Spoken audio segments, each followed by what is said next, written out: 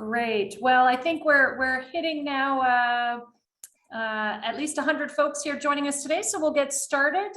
So welcome to this webinar here today.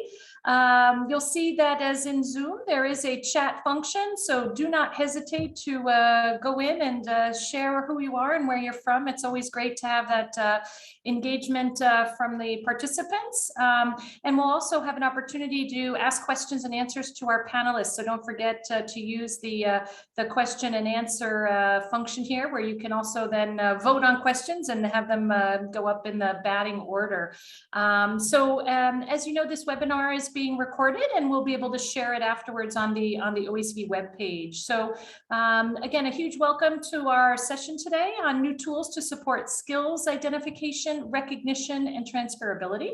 My name is Karen McGuire. I am a head of division in the OECD that supports the Local Employment and Economic Development Program.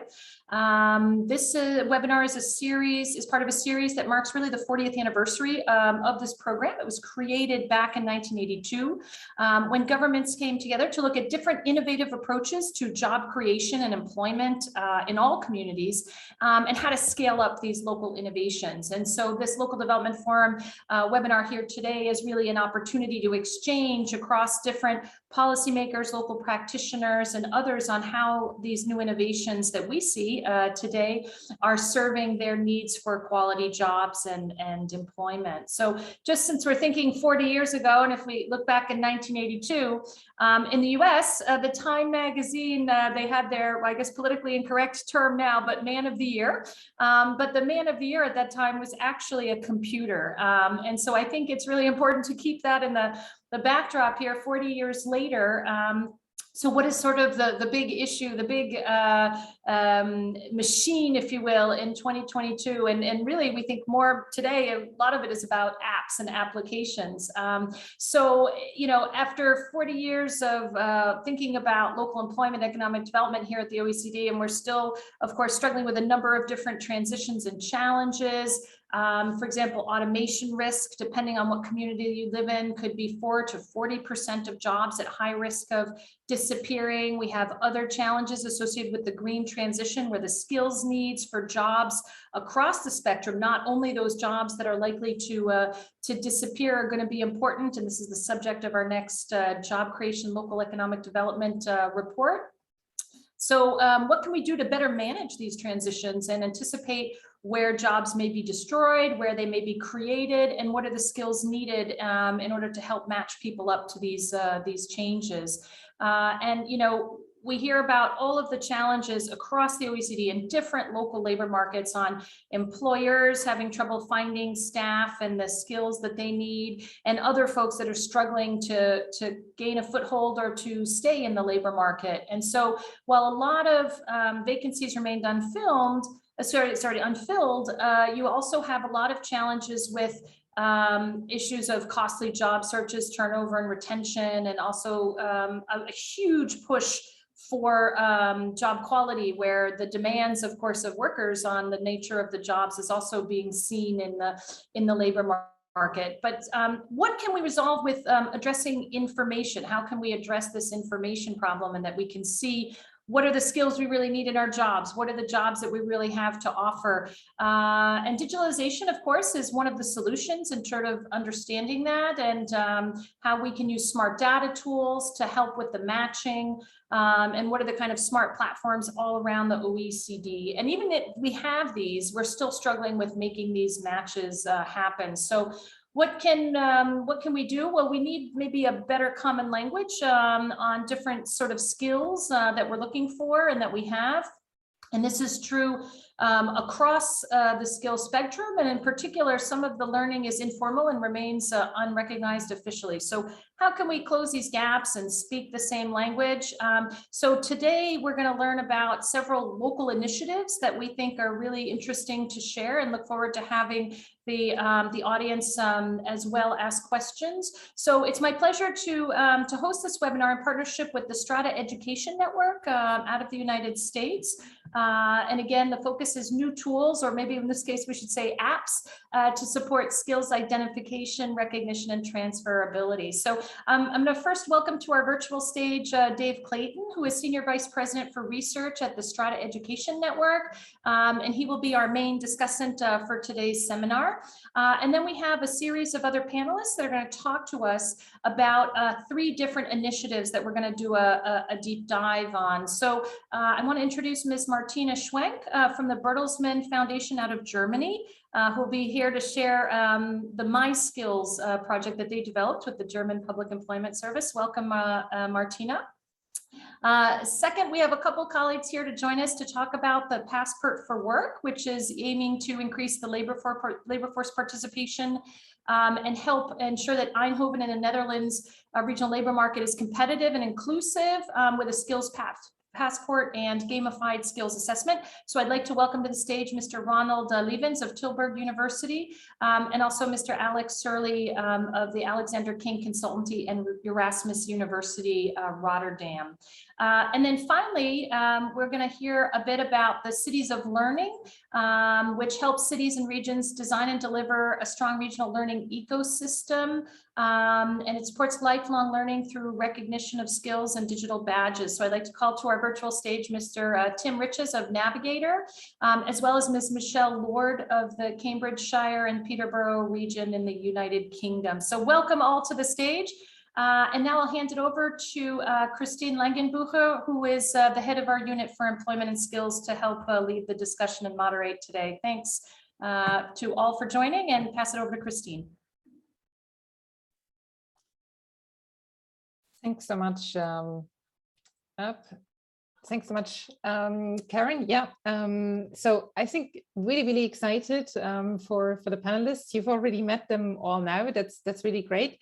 Just a quick overview on how we structure this webinar. I think as a basis of our discussion amongst the panelists, amongst you out there and in the audience, we give each of our 3 initiatives a little presentation where they can tell us a little bit more about what their projects are about and how they address this challenges of skills identification, recognition, and transferability. And then afterwards, we move into an open discussion. I'm sure that the panelists have a couple of probing questions to ask each other. We've got Dave with us, who wants to, see a little bit on how these things look from an US perspective. And then obviously, as Karen said before, give you the possibility to ask our panelists questions, either directly for one of them or for all of them. So please use the Q&A tool. And now really, let's move on to the discussions. And we start with Martina Schwenk from the Bertelsmann Foundation. Martina had a career in human resource and as an organizational developer in the chemical and consulting industry before joining Bertelsmann in 2015. And since 2015, she's the project manager for education and next generation. And in cooperation with science, practice, politics, and the economy, Bertelsmann Foundations develop and test concepts for the recognition of informally acquired competencies and the step-by-step acquisition of professional qualifications. And I think a really exciting product out of this development at Bertelsmann is My Skills, and Martina will present that to us today. So Martina, the floor is yours. You're still muted. Yeah. You. Thanks for introducing me. And as I share my slides, a warm welcome to all of you. Here we go.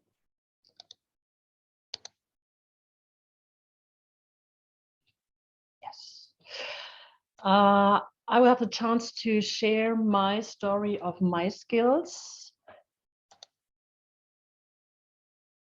Hang on, here we go.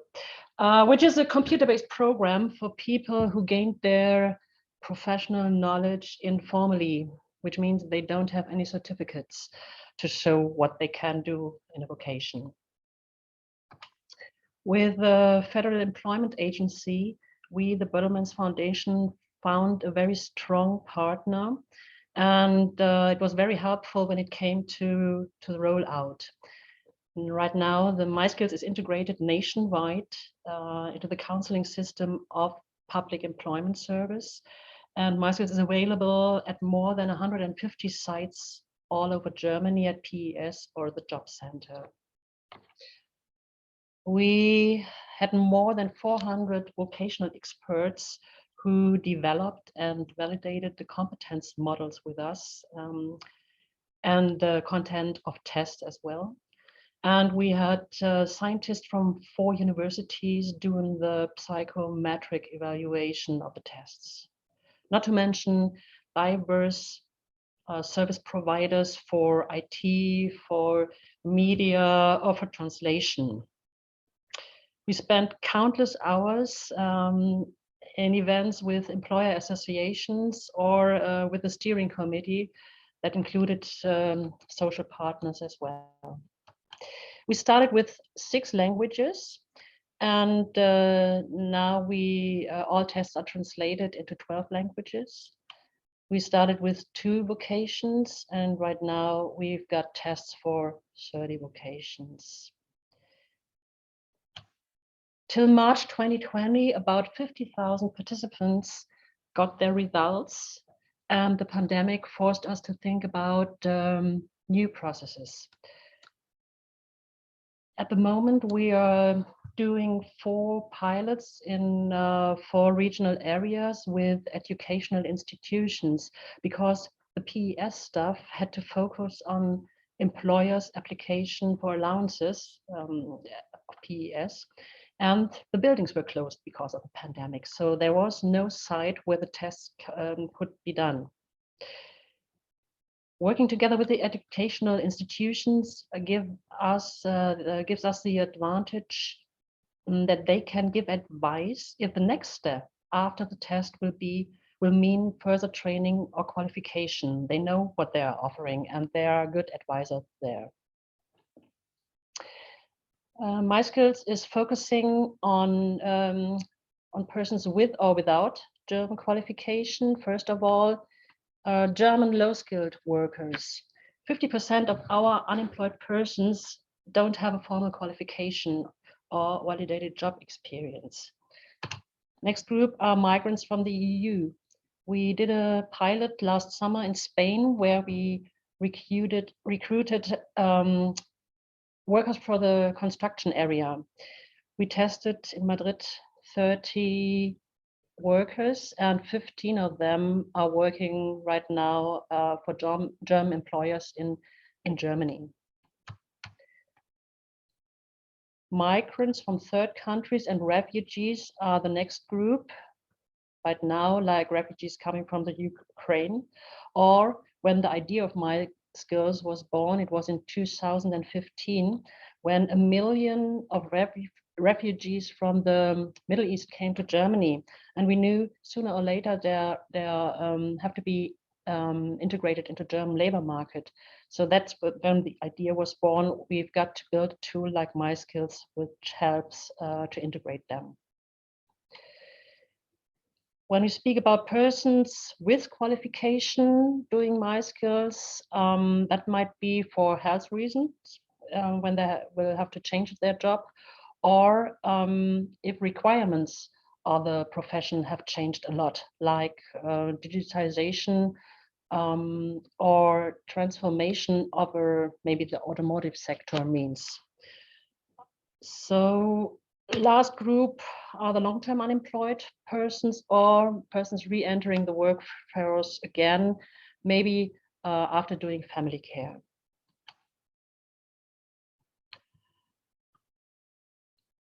MySkills customers only have to meet 2 criteria. First of all, they have to have relevant professional experience in one of the 30 vocations, which can be checked by myprofessionalexperience.org.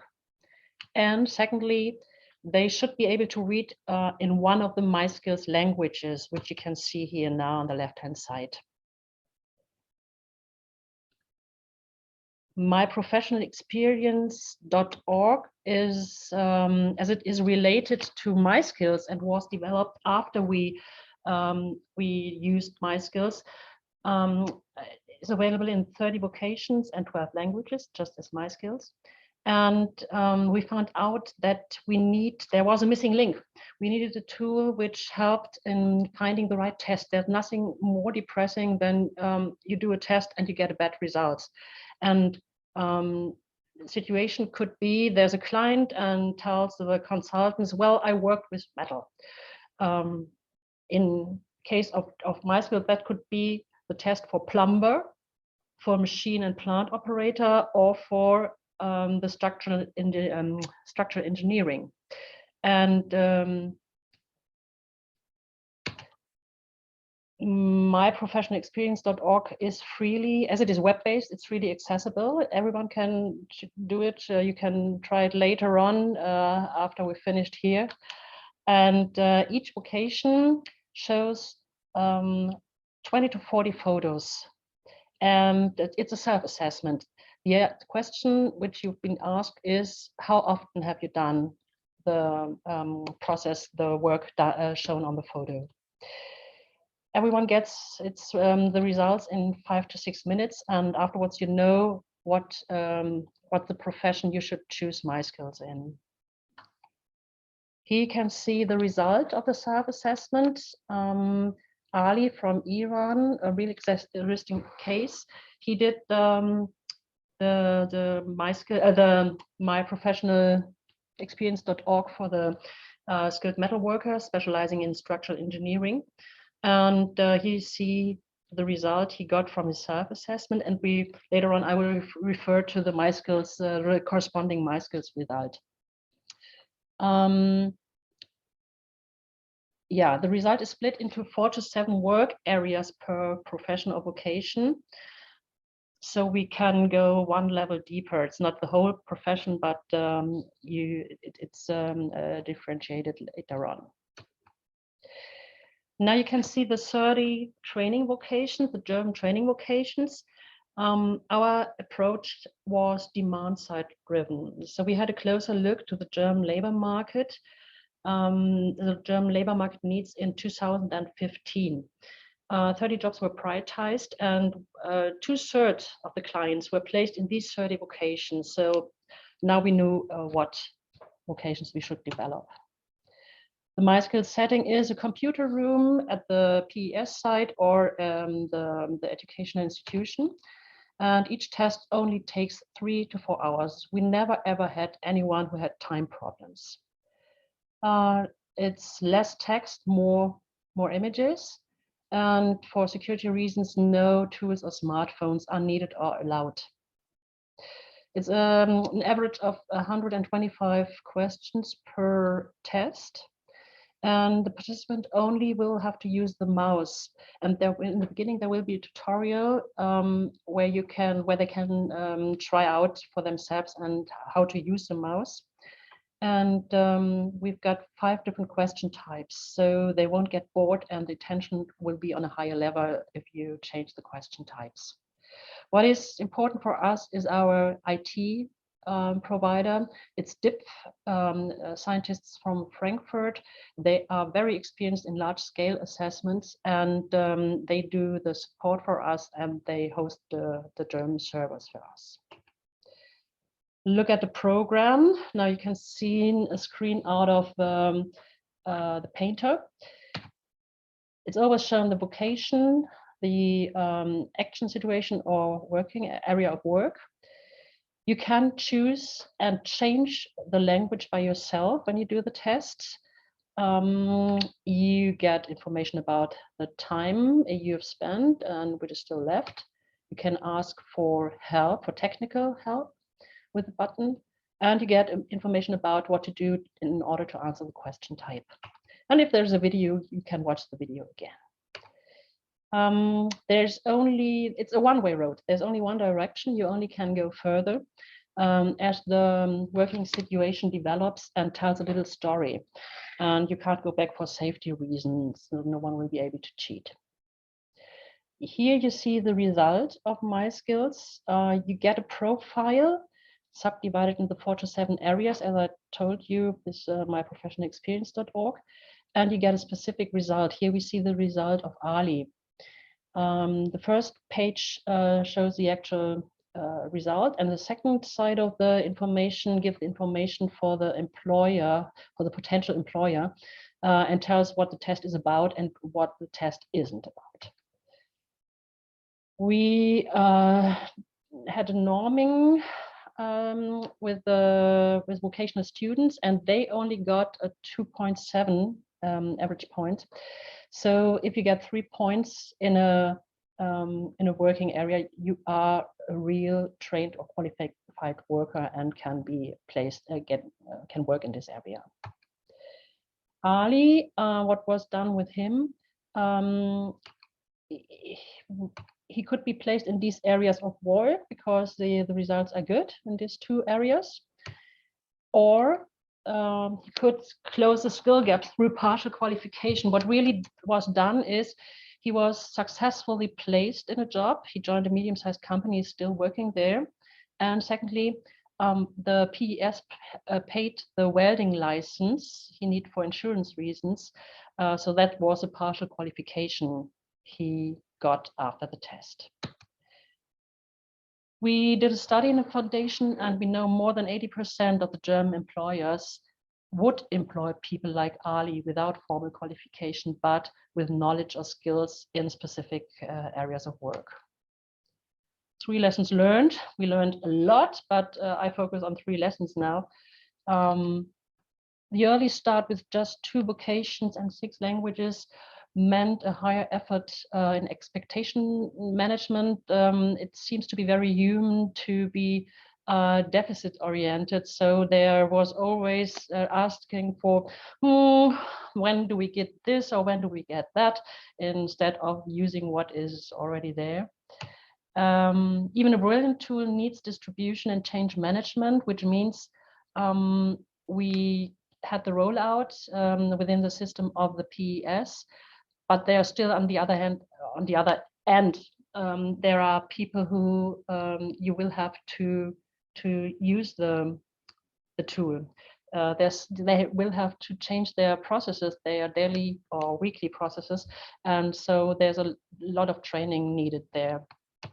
And thirdly, it's good to stay in contact with the user, adapt the product or process. So that's how we came to have now all tests in 12 languages.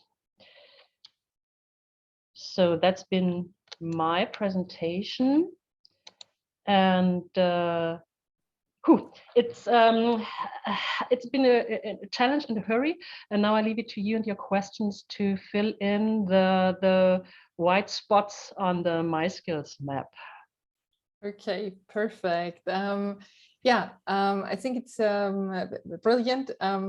Great overview on the tool. I think loads of food for thought for questions, and I think already some input for our discussion with everybody else later. I think these points that you raised around distribution management, time management, and then staying tuned in with your users. I think this will be really good to also discuss with the others. Now I first wanted to see whether Dave had any first quick reactions or a question before we move to the other presentations. Yes, thank you, Martina. And, remarkably, as you talked about the strong partner and nationwide distribution, 150 sites, and then trying to manage through the pandemic, and how do you provide that resource? It sounds like you're in the midst of some of those opportunities. One question I had is that My Skills makes the skills visible, but the formal recognition, like in Ollie's case, he received a welding certificate. So can you just talk a little bit about that balance between those individuals who do not have the German work credential, but ultimately might need that, and how My Skills interfaces with that? Yeah, thank you. My Skills can only be the first step, and neither the PES nor the foundation are allowed or are expected to do formal validation we leave this to the Chamber of Commerce or the Chamber of Crafts. So when we found out there are skills, then the chamber, they know it's worth it to use the process of validation, because normally this step, the formal validation, will take 1 to 3 days with a lot of effort, with stuff being needed for the whole process. Thank you. Christine, I know there are other questions coming in, and maybe those are part of our broader discussion later, or do we have time for one more? I guess we can do maybe one more quick question.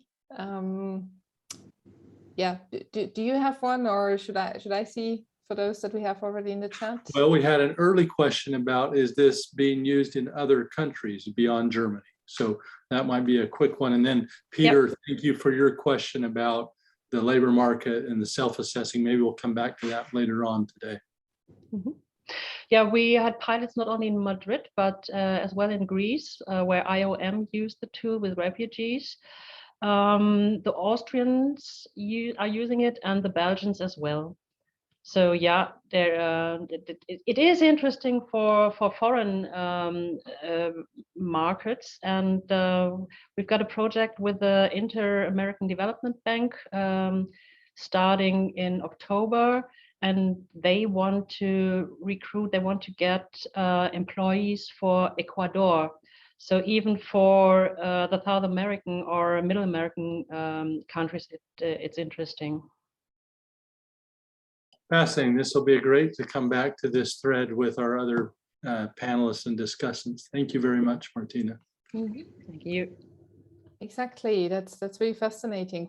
Far away places. So we'll move on because we want to hear about all our 3 initiatives. So the next one would be Passport for Work in the Netherlands. And this will be presented by 2 experts today who tell us about Passport for Work.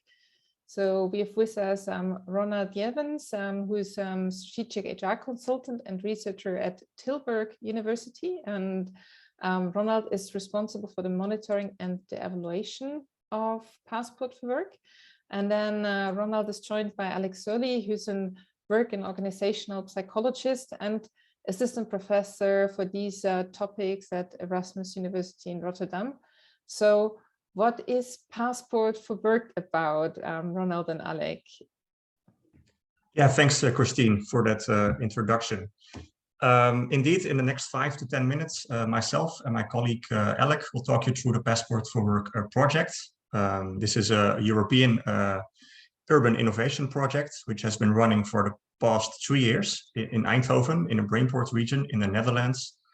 And basically what we are trying to achieve is a more inclusive labor market for those in principle with a distance to the labor market, vulnerable workers we are focusing on right now. And we are trying to provide them with a complete picture of their skills and also to identify their skill gaps, and based on that information to facilitate a job match. But before we get into the technicalities, just a very brief introduction, because we had quite a unique thing happening in the Dutch labor market not so long ago, actually. For the first time in history, right now in the Netherlands, we have more jobs than people. At the moment, to be exact, for every 100 job seekers, we have 133 jobs. So the urgency for a skill-based economy, for skill-based matching is increasing by the day. And I think especially if you focus on specific sectors of industry, for example, related to the energy transition, the shortages are even higher than this. For example, it's nearly impossible now to find a solar panel installer.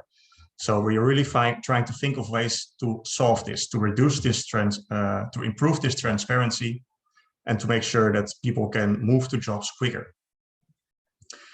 Now, what is the rationale behind this? We want to move away from diplomas and work experience, and we want to focus purely on skills.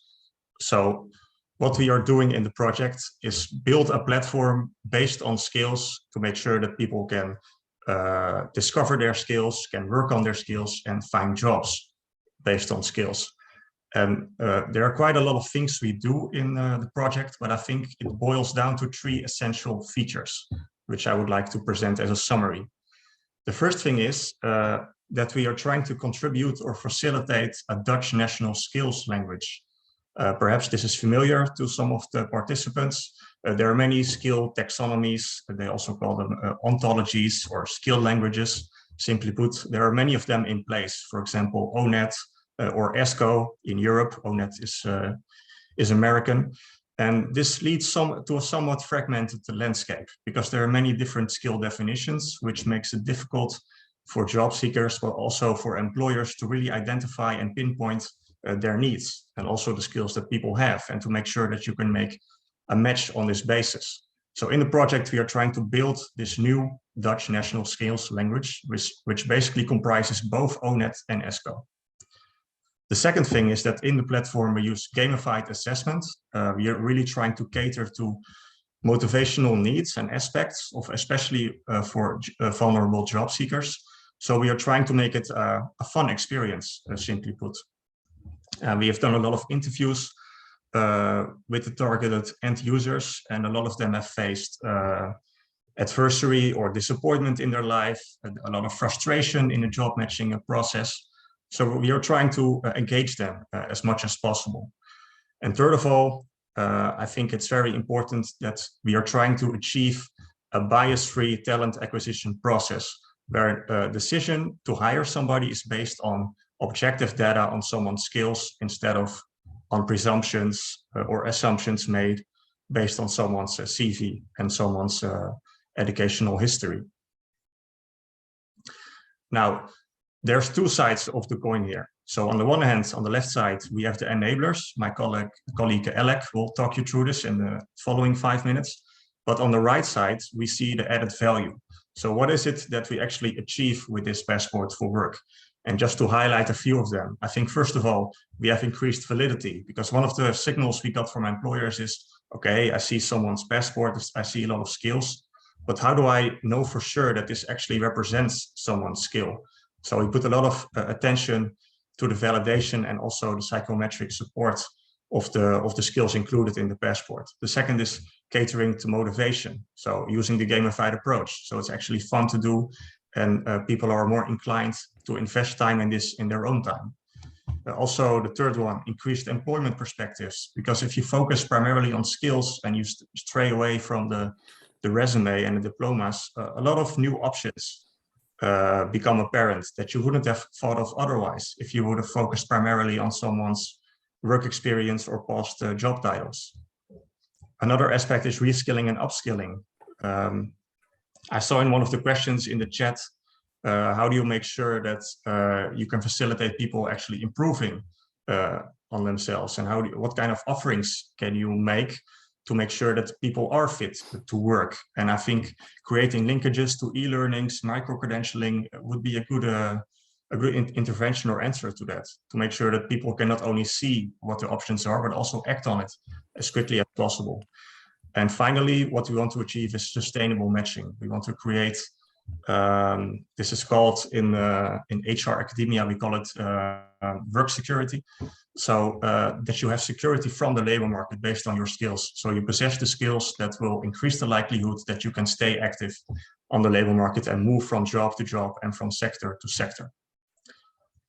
But that's it for added value. But of course, there are also many questions. There's a whole storyline of how do we approach this? How do you measure skills and how do you match skills? And my colleague Alec will take it from here and talk you through that portion.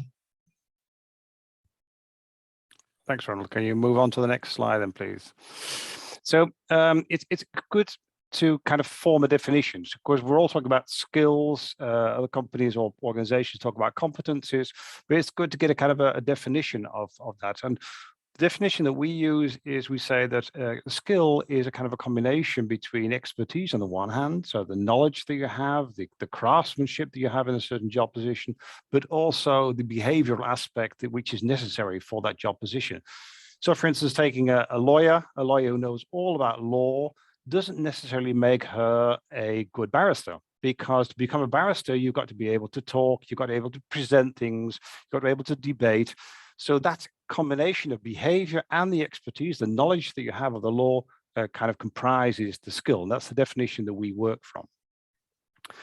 On to the next slide. What we focus on in our project is, say, the behavioral aspect of the skill. And in order to measure that, or to get a kind of grip on that, we look at personality, we look at the intuition a person has, and we look at the temperament. And these are all kind of constructs which all relate to behavior and determine a person's behavior.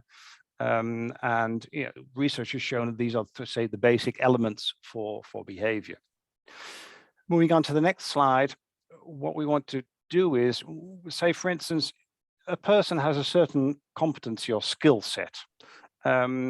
Is those, or are those competencies transferable over different job positions? So, for instance, communication, sociability, collaboration, active listening. You might say that if you are proficient in those competencies, you might, except for the knowledge, be able to work in healthcare. In some aspects, you might be able to work in the technical industry or in construction work. So we're looking for those kind of competencies, skills, which are transferable over jobs. So you can move from one type, one job role to another job role. And on to the next slide. Ronald mentioned that we're using the taxonomy of ONET. We could have used ESCO or any other taxonomy. The good thing about ONET is that it's a good qualification and, as the word says, it taxonomy of all different kinds of jobs. So any job that you can think of, there are competencies relating to that job.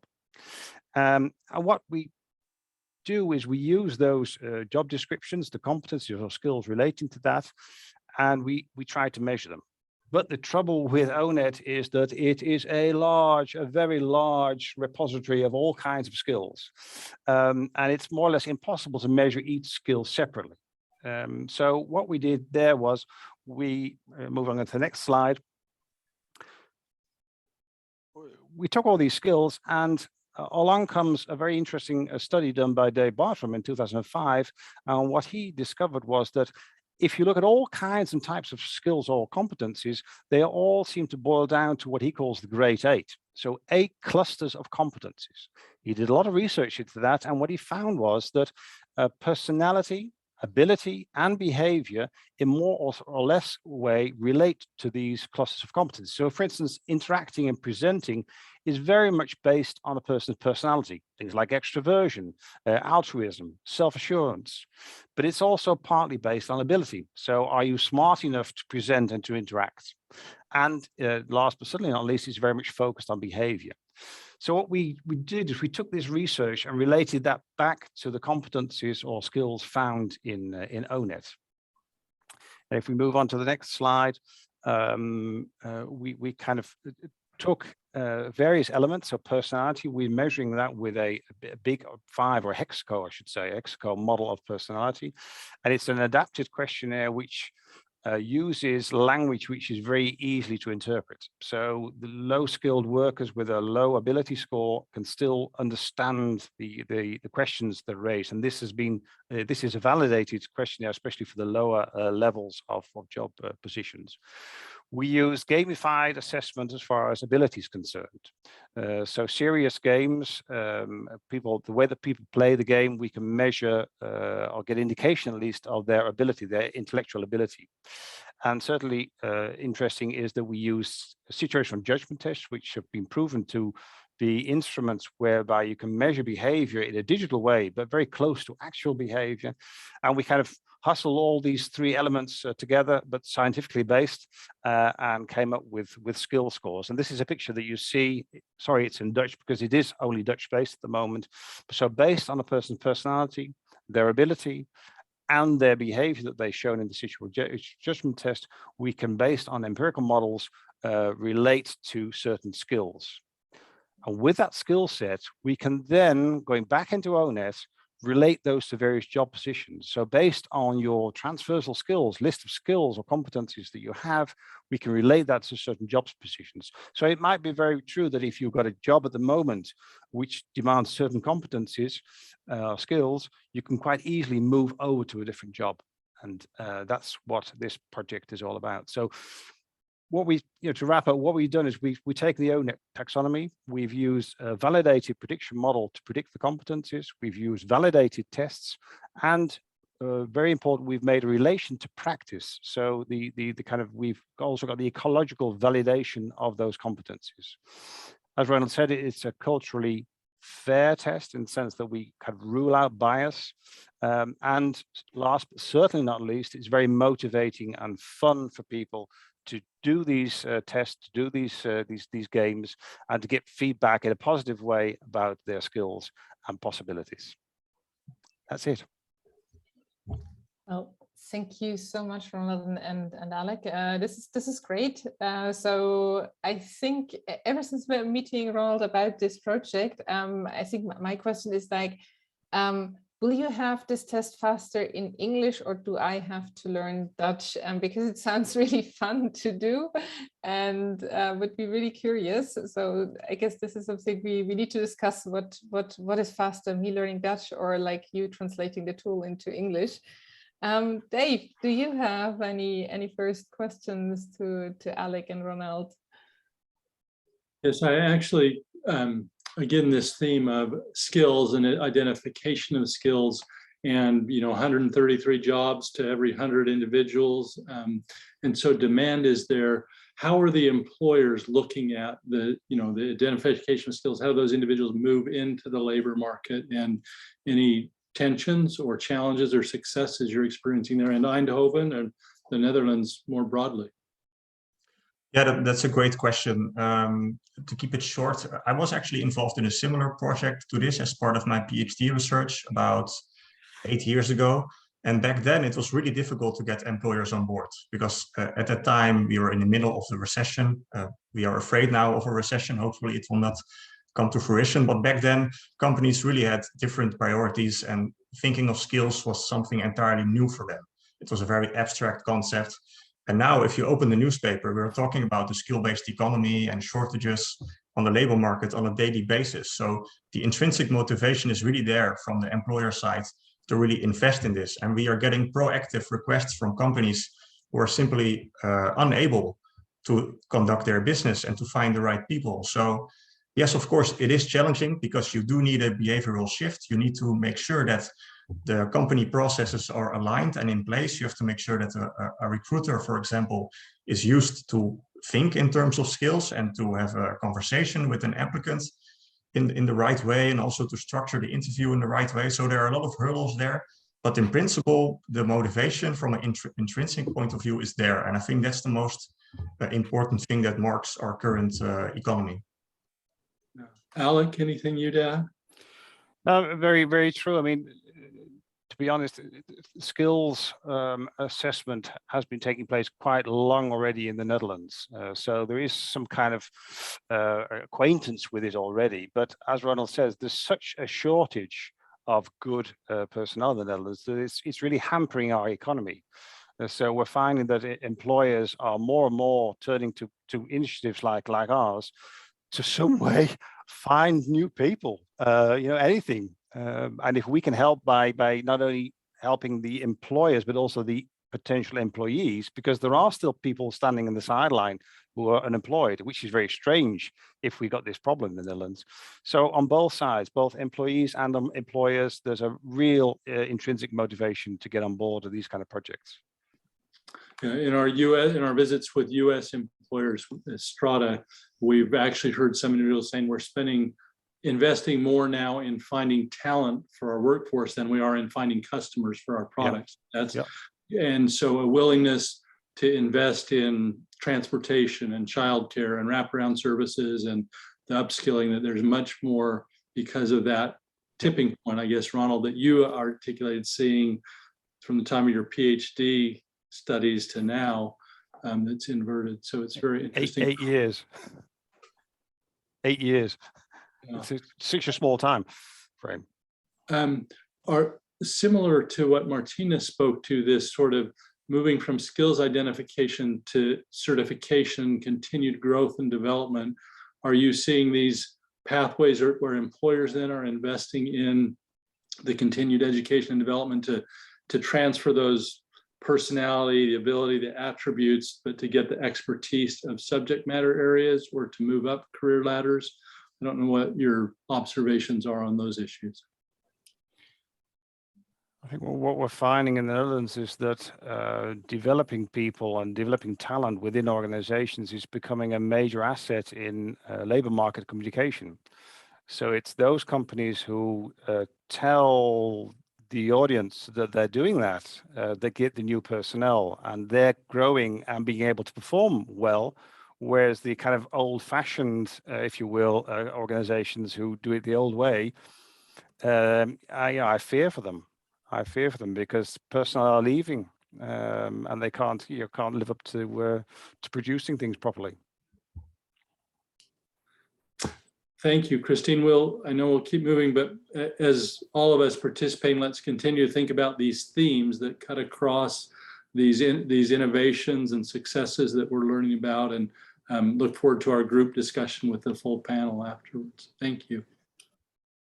Perhaps just a very brief comment in response to Michelle. She asked a question in the chat. So any insights as to what happens once someone has engaged with the tool, for example, going to apply for a role, change career direction?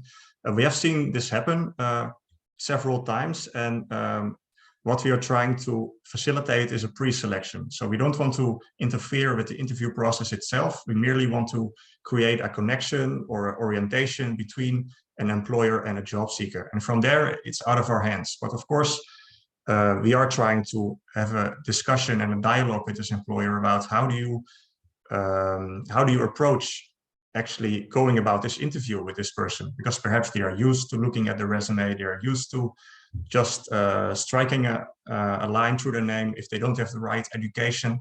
So it's also about being a bit more open-minded about the way that you talk to people and look at their talents. So we are trying to facilitate this behavioral shift as well.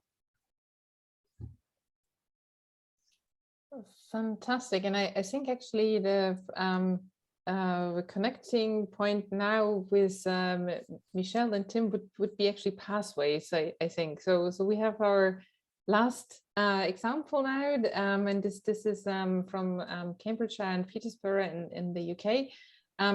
Michelle is the region of learning manager in the region, and she's led the region of learning approach there since 2016 and developed a system-wide coalition to approach improving young people's social mobility through increasing the participation in learning skills and the 21st century way to recognize individual skills, competencies, and employabilities. And she leads a small team of dedicated and committed staff that make learning and career pathways in the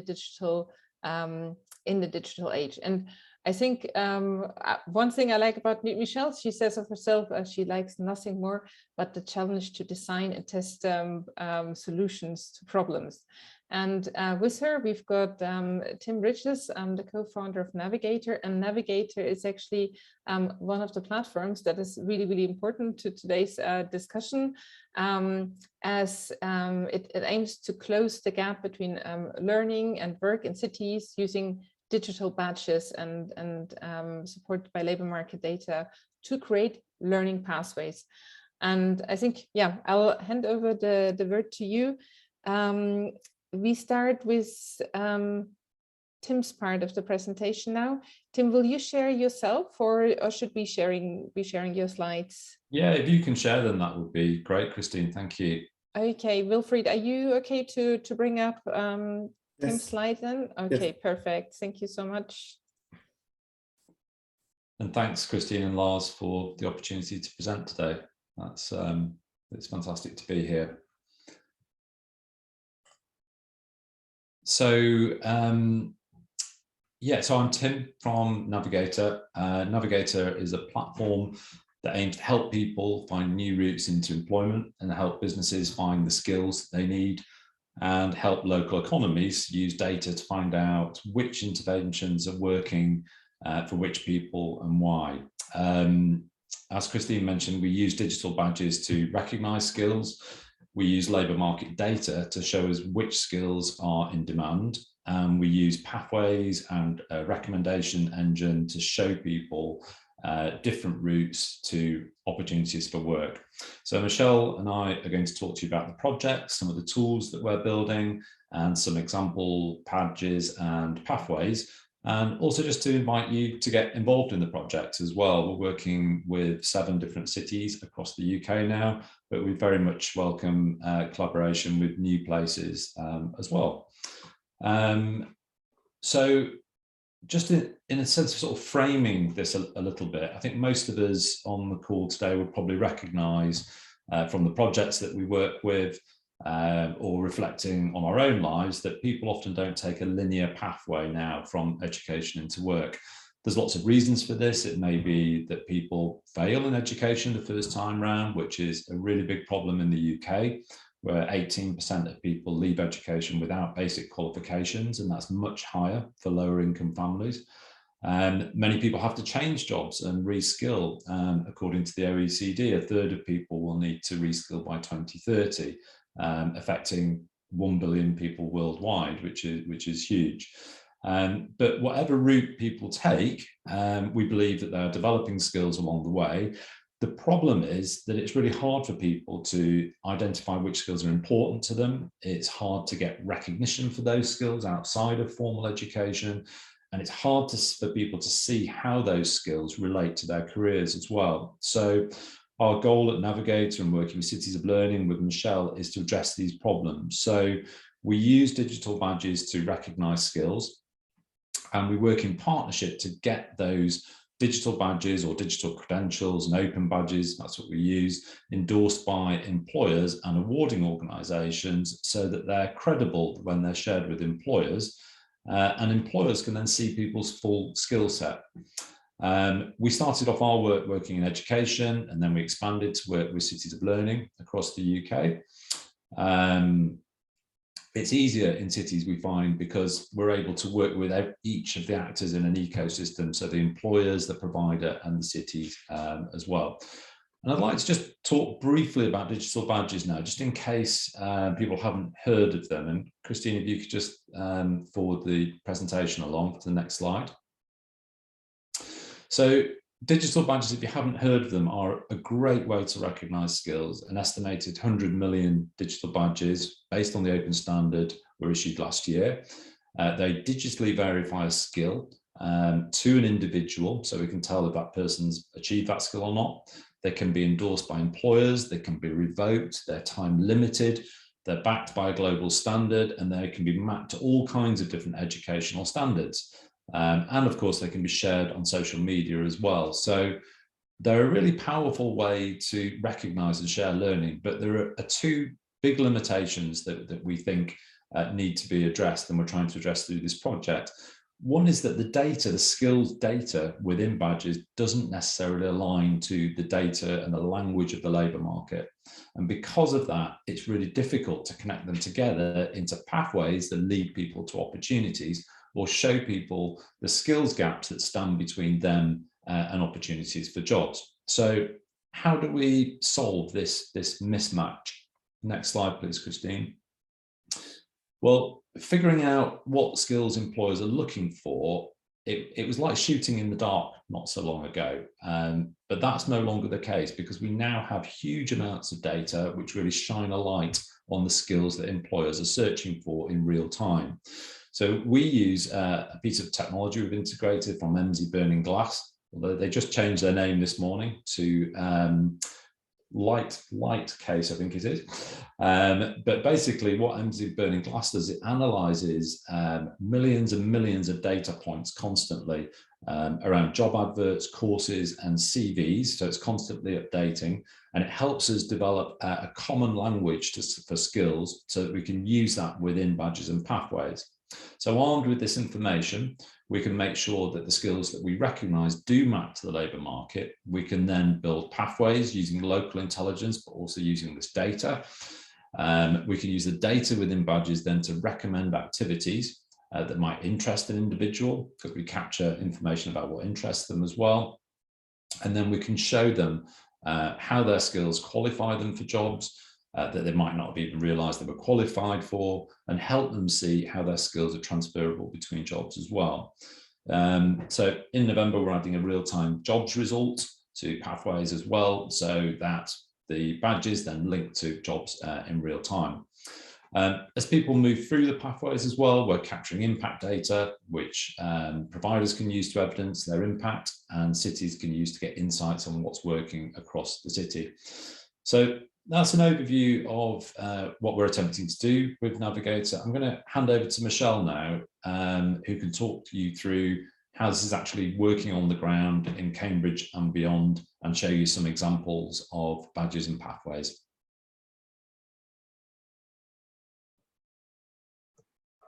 Thanks, Tim. I am just going to try and share my screen. Just bear with me a moment.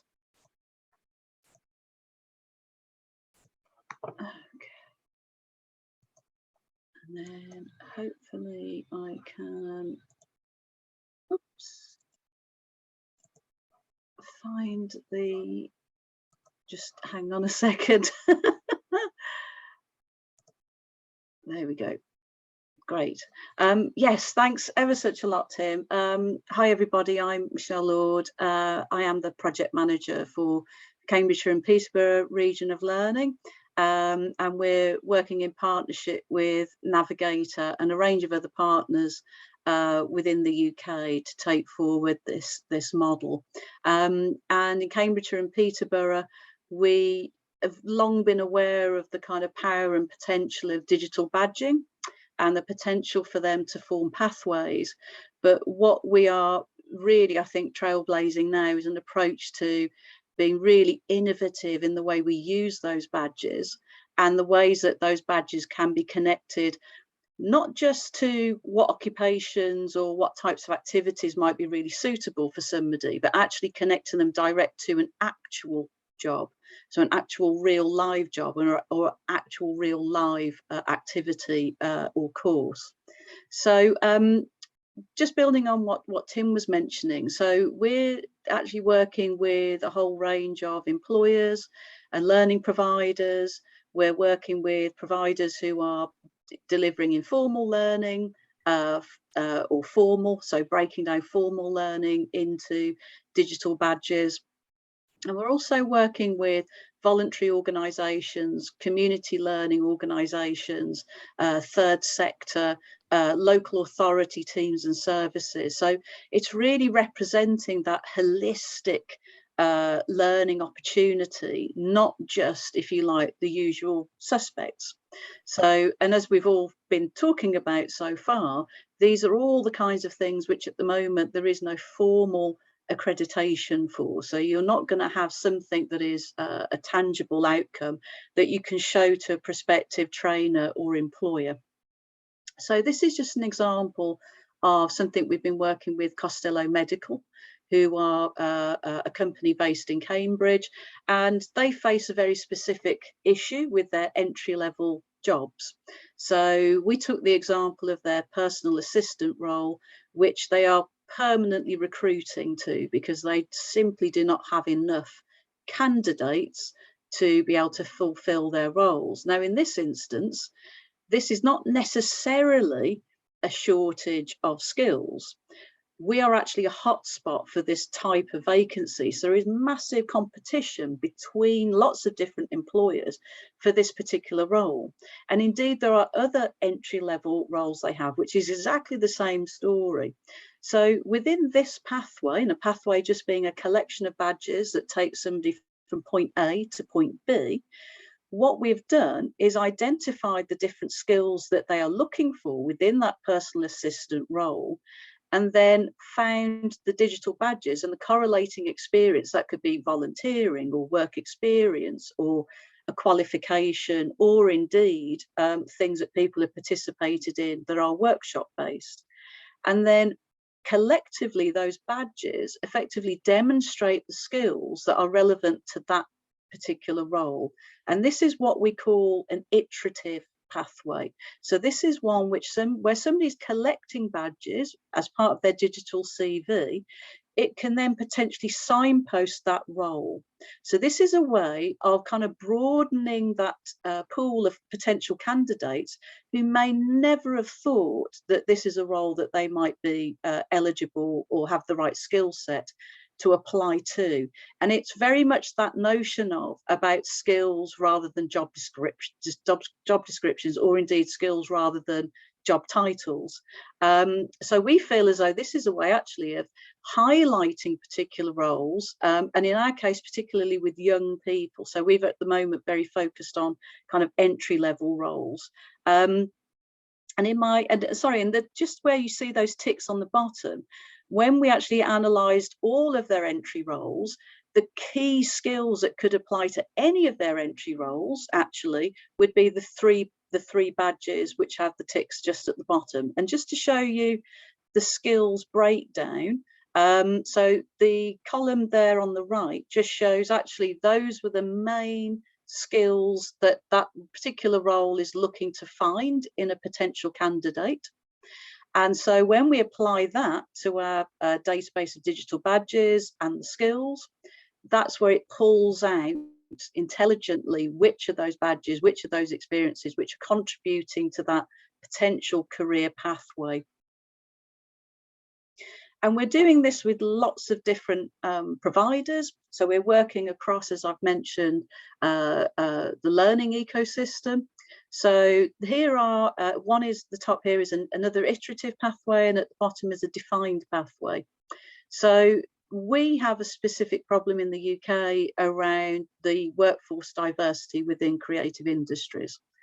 It is predominantly white middle class, and yet lots of young people from less advantaged backgrounds really want to get themselves on the career ladder into this particular sector.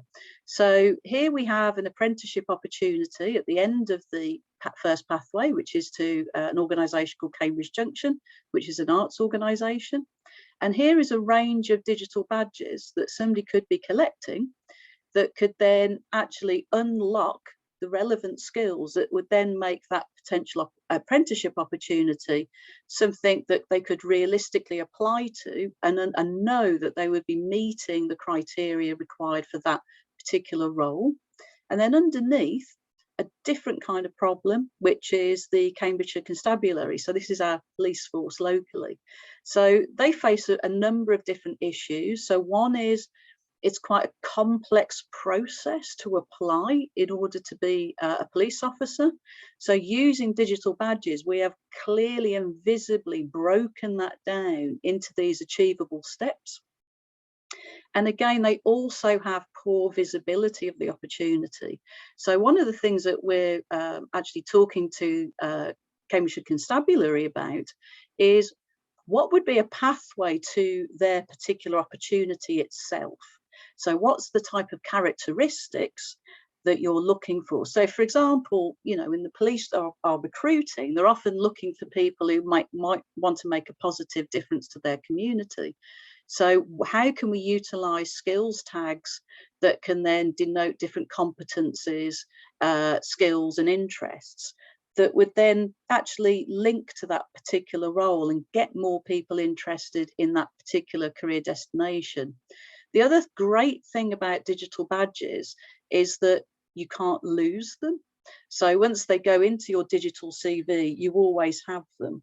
And in the previous example with Costello Medical, where the end destination badge was a personal assistant applicant, that means that you know that you have the skills to apply for that role. So effectively, the digital CV becomes a kind of aid memoir or a visual portfolio, so that people can see not just the skills they've got, but also what they've taken part in to demonstrate them, and what potential sectors or occupations that's already starting to unlock for them. And I think, and just a final example. So I've been doing a lot of work within Cambridge City Council. So these are examples for internal career progression and skill recognition. So the problems that we face, and loads of other kind of organisations, because of COVID, there's things like the Great Resignation, There's also the great retirement that has happened, and there are lots of perception issues around working for a local authority. So in the past year, I think we've made about 200 job offers across loads of different occupations that actually make up a local authority workforce. So some of the things that we're exploring with them at the moment is digital badging of e-learning opportunities, of core competencies that people are assessed on each year, but are not recognised in any way. And then actually looking at internal progression and succession planning. So like I've said, we've had a lot of people retire or resign because of COVID and lockdown. So within this pathway, it's actually around recognising internal training, how that can lead to employee work experience, and ultimately somebody being able to fulfil this general operative role, which is a role that for love nor money the council cannot recruit into. So in other words, how can you use digital badging to create pathways really visible, really accessible, make it totally clear to somebody that wants to take an alternative career sort of trajectory. And I think that's the end of my slides. Thank you. Thank you so much, Michelle and Tim. So I think we'll do one quick question directly to you, if Dave wants to ask a direct question, and then I guess we'll straight away move into the open discussion with everybody and with the audience. Dave, do you have any quick question for Tim and Michelle? Well, just thanks. And again, looking at that comment about cities being a part of the partnership setting where you can work with the employers, the public sector resources, and the education providers. If you just have a thought of, and you've talked more, Michelle, about working in other areas across the country, just what are the ingredients to contagion to let that spread and grow? Oh, that is a great question. Thanks, Dave. So I think actually, and I think somebody said something along these lines earlier, it's having a very clear value proposition. There's a really clear value proposition for learning providers, because learning providers really want to be able to evidence the impact they're having. There is a dearth of data really around what interventions work with which people and why. And this is one way of actually using that data to start answering some of those questions. So having a really clear value proposition. So for learning providers, it's around that visibility of their provision. Learning providers typically all like to promote their own offer. They don't normally kind of coalesce. So what we are doing with this is we're saying, actually, this is user-centric. It's not organization-centric. So it's a level playing field for all of those organizations, but it means also they can reach other audiences that they wouldn't ordinarily reach just through their own marketing and their own communications. And they can be part of a pathway. So they can track where a young person goes after they've done one of their courses. So what was that impact on let's say, a young person's journey after they participated? For employers, I guess a lot of what I was just talking about there pulls out some of those key things. And these are real world problems that employers are facing. There are just roles they can't recruit to, or they might be inundated with candidates. So how do you start actually creating a better feeder into those particular roles? Again, data and analysis is really key, because actually employers have corporate social responsibility objectives, they have environmental social governance. How do you demonstrate your impact as an employer? So think about work experience programs, mentoring programs, progression. So, and then for local authorities, yes, I am one, this is going to help tremendously in terms of us being able to say, these are the types of initiatives or interventions that are going to improve outcomes for residents. So it's not a hard sell in some ways, is how I'd sum it up, Dave. Well, thank you. And Christine, I know that we have wonderful conversation in the chat and the Q&A, and so many who've committed time today to join this discussion. Maybe let's move to our panel with the remaining minutes we have, the full panel discussion. Does that sound right? Yes, absolutely. So let's bring all the panel up on the screen, and I think a very good question was already kind of Michelle, maybe what you touched up on is actually now a bit the question what cities and regions and their governments, what roles they have in order to make it happen, this right type of skills development and adult learning, and kind of how to support in that sense the learners, the providers, the employers. So I think it's a bit of a question to everyone, like which role you see there for cities and regions taking and moving the agendas forward. I don't know who wants to jump in first, just first come, first serve. Go on, Michelle. No, you go, Tim. No, I was just going to say, I mean, Michelle might underplay this a little bit, but actually the importance of local leadership in all of this, I think, is absolutely critical. People who can not just use the data, but are connected to local providers and employers and are able to coalesce a movement on the ground. It's definitely not just about the technology. And as Michelle was saying, there's no one organisation that can solve this. So we're talking really about a cultural change. We're talking about organisations, providers and employers all coming together to work around solving this common goal. So I think that sense of local leadership alongside the technology is really key. I'd just add to that, Tim, that certainly in our experience, I think one of the things that I've become increasingly more aware of the further we go is that this is a bottom-up, not a top-down initiative.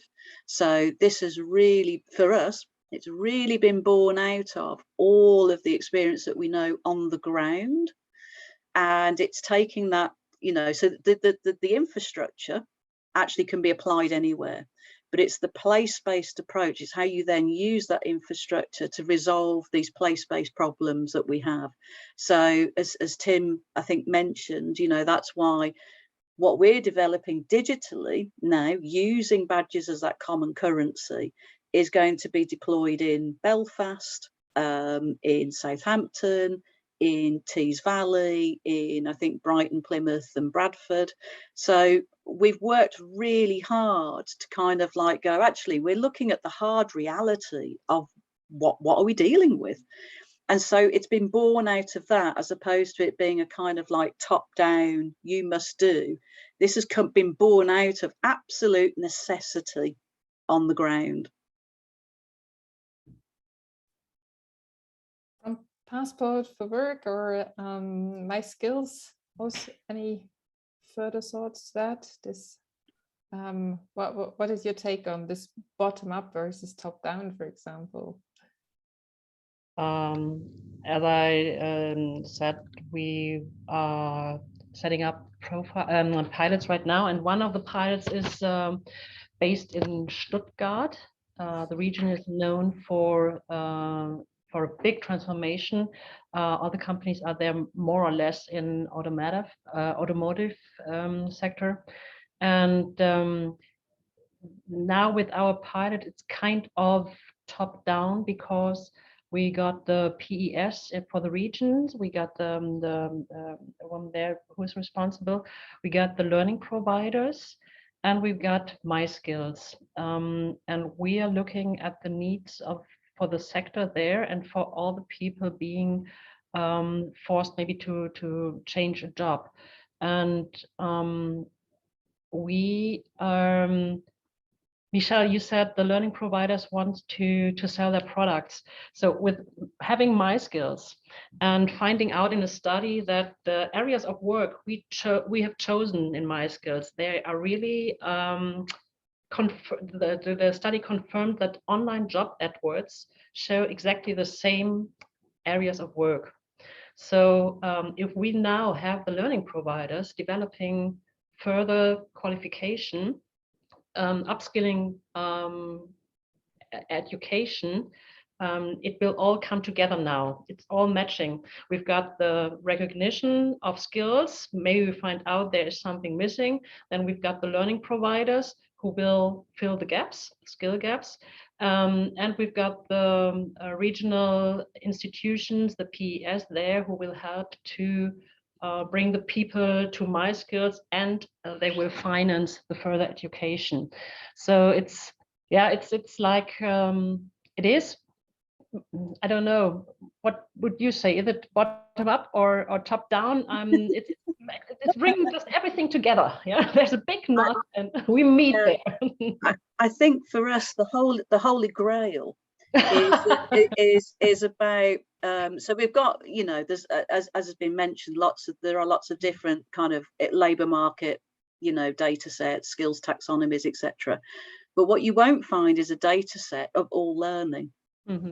So you'll find data set on formally published courses, but what you won't have is a data set on all the other, the whole kind of gamut of learning and activity that is actually out there. And that's one that will be a whole new data set that we will have. Mm. And the other great thing, because we are using technology to trigger digital badges, so we're using a repurposed library card. So it's a smart universal passport to learning, skills and opportunity. Library cards are in the in the hands of 60% of the population, but they're currently only used to borrow a book. So what if you turn that into a smart card that can be used anywhere where learning takes place in a physical environment? And then using QR code to QR code technologies as well. So you've got a mobile-based platform to trigger. But what that triggering does is that you've got the holistic learning offer as a data set. You've then got the participation in that range and vast range of learning as a data set. Now, part of what we're trying to do is to develop a data research platform that takes this data, which is real-time engagement data in learning also, and therefore real-time engagement data for the acquisition of skills, and then look at other local authority held data sets. So you've got that data as new data, but you've got old data that's actually very, very useful.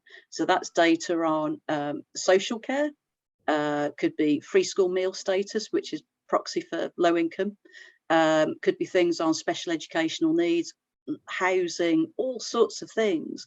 So we want to work with an academic partner to actually set some research questions and say, how does this data on learning, skills, career journeys, the way people engage with that kind of development area of their life, how does that impact potentially on all these other service areas where we equally, as a local authority, which is me speaking, we have to deliver on, and we have to improve how we deliver services and improve outcomes. So yeah, but the holy grail bit is that learning, the holistic set of learning data, because once you've got that, then you can really understand where the gaps are. So where truly are those gaps in terms of being able to fulfill the skills demand? So if you've got a demand for a particular green skill, you only really know if you can't acquire that once you've mapped your learning provision thoroughly.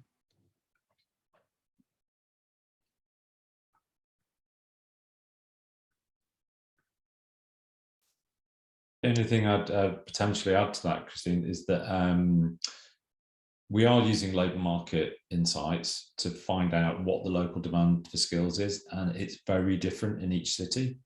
So that is the reality. Most people live and they work and they feel really connected to place, and most people stay and work where they live or where they go to university. So the demand for skills in Brighton, for example, is in stark contrast to the demand for skills in Southampton. In Brighton, there's there's the most micro businesses of anywhere in the country, really creative industry sector. You move down the road, you go to Southampton, and there's all kinds of demands for industry and digital as well. So every place is different, but we're not necessarily set up to react to those demands and meet those demands. So from a data perspective, I think that can really help us inform local skills strategy and make sure that businesses get the skills that they need, and individuals can see the opportunities locally as well.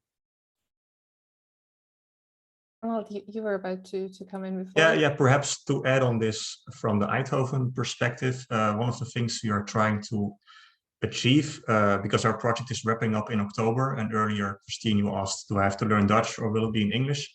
Hopefully, once we wrap up the project in October, we will have an English working tool. But going back to the question, there are a lot of bottom-up initiatives, but they are reliant on some sort of national coordination. So for instance, we started on the city level in Eindhoven, and we are now trying to upscale the use of the platform to the regional level. So we are doing it on within the province of Brabant, in which Eindhoven is located. And after that, we want to upscale to the national level.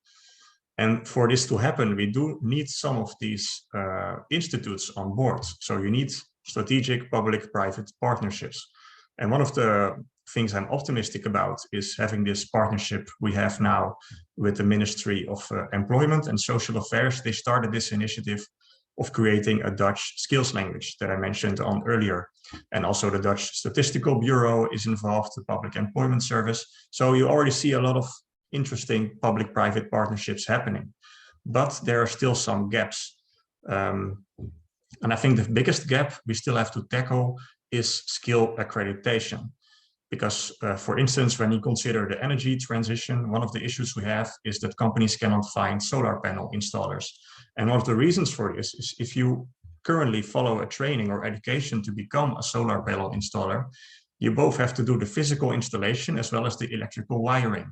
Whereas if you would separate this and really focus on the different components of the job, you might be able to equip people with the right skills quicker. But for this to happen, you need to change the definitions and the requirements and the standards of these qualifications that are involved.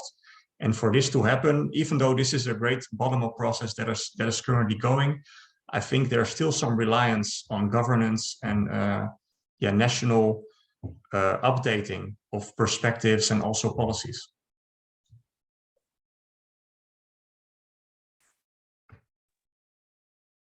Fantastic. Dave, did you want to come in with maybe any last question? I think we can maybe have one last question and a quick last reaction from all of our panelists. Well, when you have this much talent and expertise and experience, it's hard to do anything quick. I feel a little bit self-conscious of an American rush rather than enjoying the meal before us. So thank you all for the time. You know, you alluded to it a little bit, Michelle, but maybe Martina and Alec and Ronald, if you'd comment on measurement and evaluation. Like, I know Bertelsmann, like the focus on sound, evidence to inform public policy, and Alec and Ronald with your desires to expand and grow from the pilot work. What are the keys and the successes and challenges you've seen on the measurement and evaluation front would be very helpful.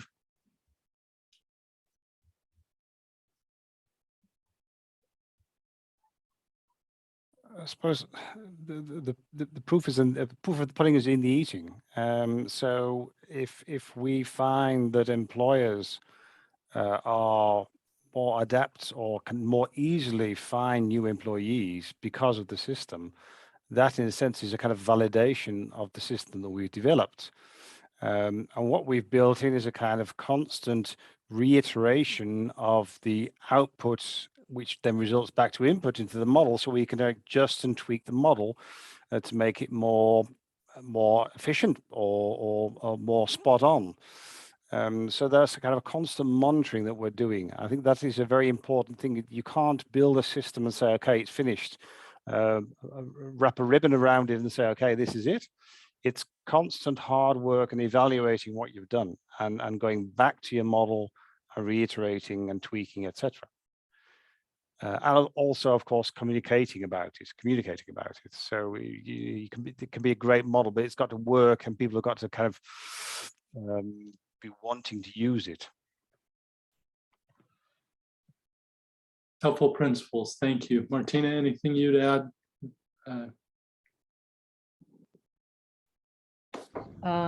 Just like Alex said, if employers are buying in and they are accepting the results of my skills, like we had in our pilot we did in Madrid. Now 15 people are working in Germany, and the employers had nothing but an online interview and the results of my skills. And that was based on this. The people traveled over to Germany, they started to work, and the employers afterwards said, yeah, it's exactly how they work here and what they show at the construction site is exactly what the result of my skills proved. So that's the best validation we can have. Well, thank you, Christine. I'll turn it back to you. And Karen, I would just note from our perspective in our desires at Strata, I think, Ronald, you stated it so clearly, the goal of a more inclusive labor market. And as I think of what all the work you're doing, each of you in your respective ways to accommodate refugees and migrant workers and underskilled, those who haven't had opportunities, and how do we find pathways that start but continue to grow and advance individuals in their aspirations. I'm just so very appreciative of your work, respectively and collectively, and of our opportunity to partner with and learn with you as part of this community. So thank you very much, Christine and Karen, both, for this today. Well, yeah, we're unfortunately coming to an end. I kind of see that not all the questions in the Q&A have quite been answered. Yes, so I think what we will do at the OECD, we'll download those questions and also maybe distribute them a little bit amongst our panelists and see whether we can still answer some of those questions, maybe include them in a little summary of today's webinar. All material of the webinar will be made available on our webpage. So I think there have been questions about whether we share the presentations. Absolutely, we do share presentations with you. You will also have an opportunity to rewatch this recording, or if you think that colleagues would be interested, point them out. So in the next couple of days, this will all be available on our webpage. And yeah, and we'll also do a little summary with the most important takeaways from today. I think as Dave said, more inclusive labor markets, I think that's what we'll really strive for. It's about supporting those people that don't have the straightforward qualifications to just apply for a job, like how to help them through recognizing their skills, through giving them the badges to find their ways. And I think an important point that Tim raised, first of all, every place is different, but then I think also people usually like to stay in the places where they are. Employers look for staff in the areas because not everybody is mobile to move all across the country. And I think another really interesting takeaway for me is we've been, well, the title of this webinar starts with new tools. Obviously, we're implying new data, but I think Michelle made a very important point of there's also loads of old data that is not yet fully used on, I think you mentioned the free school meals and even like the way you're approaching things with the library card. These are often facilities that have been existing for a very long time. So yeah, you'll hear from us more from today. And also I wanted to take this last moment as an opportunity to flag to everybody that there's a further webinar coming up from the OECD Local Development Forum. You can see it here in the show notes. So from mom and pops to pop-ups, the future of local development and retail. And in the chat, you'll also see the possibilities to sign up for this next OECD Local Development Forum webinar. But if you follow us, you will have an opportunity to sign up also through our newsletter. So once again, from my side, a big thanks to all our panelists today, and to Strada for doing this webinar together. So big applause and a wonderful morning for those for where it's still the early morning, and for others, a lovely afternoon and evening. And thank you so much. Stay tuned and with us. You, bye-bye. Thank you. Bye-bye. Thank you. Bye. Bye everyone. Bye.